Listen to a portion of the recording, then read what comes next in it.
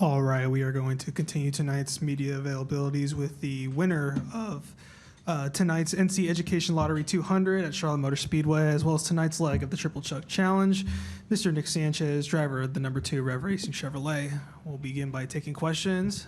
Start right here in the middle.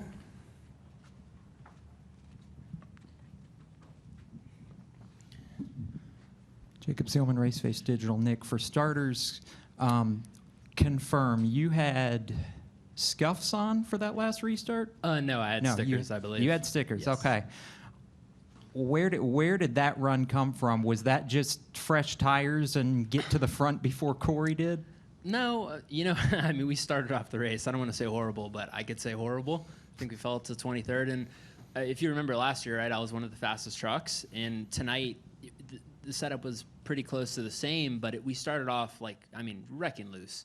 So, once we got that fixed, we were on schedule and on pace, and we drove from 23rd to 9th.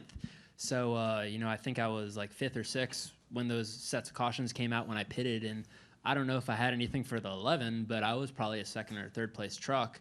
And good track position and fresh tires and some adjustments just fixed me up. And it was a tight race with the 11, but obviously, mirror driving, name of the game, and I think that's what got me there. Daytona's Daytona. We talked about that in February, but to hold off the race's dominant truck and really have to work for it at the end the way you did, is this one gratifying in a different way? Yeah, for sure, right? I mean, we grinded it out, and, Bono, my crew chief, called the race to win, and that's what we did. I think it was definitely not easy holding them off on fresh tires, but I think once we evened out, my truck had a lot of pace, so I wasn't really surprised we were as fast as we were at the end. So, I think we just needed track position and obviously put ourselves in position when it mattered most. We'll go to Zach in the back. Zach Sturniolo, NASCAR.com. Nick, congratulations on this.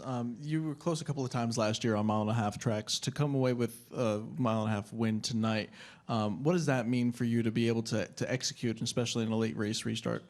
I mean, I think that's everything. Last year, so many times I dominated a race, I got the pole, I qualified up front, and didn't have anything to show for. So this year, starting in Daytona, I was working on finishing races, right?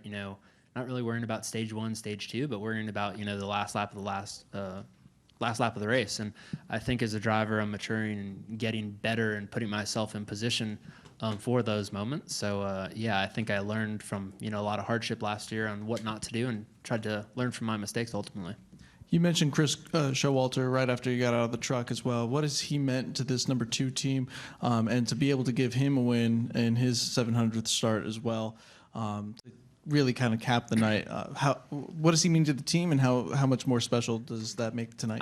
I mean, he's the backbone of the team, and I think everyone on my team will agree. I was with him last year, and it's like having two to three crew chiefs on a team, with Shoei being one of them, right? He's someone that he knows what he wants in a truck, and sometimes he calls the shot setup wise, and he's so important. And he's been doing this so long. So today was his birthday. It was his 700th race, and it all worked out perfect to where he got it done. So I mean, he's a backbone of the team, and he means so much to me personally, so much to the team, and I'm really lucky to get to work with him. Any other questions? Go to Steven, and then we'll go to Bob.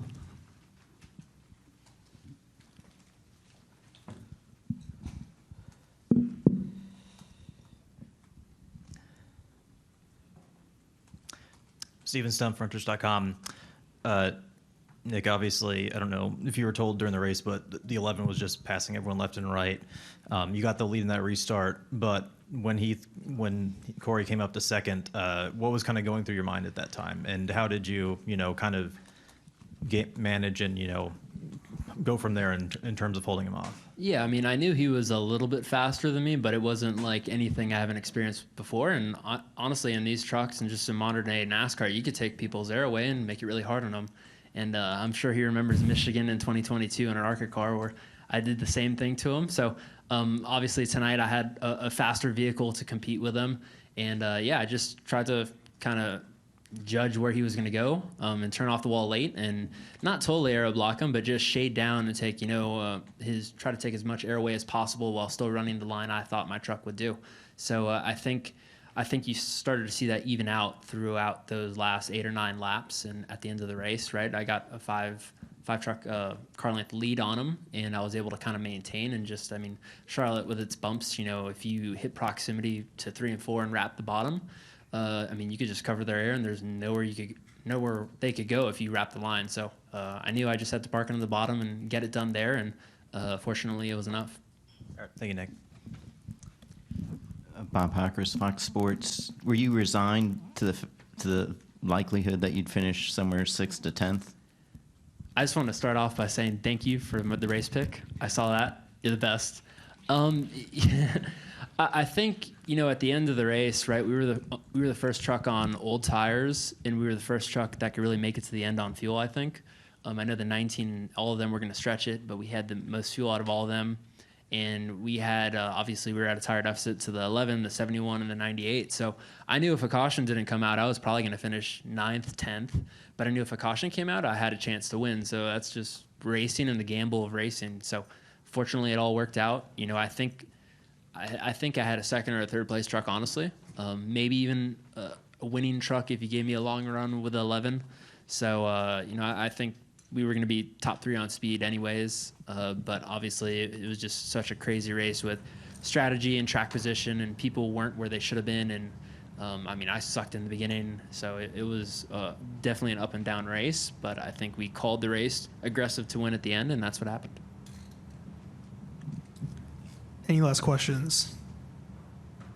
All right, Nick, congratulations. Thank you.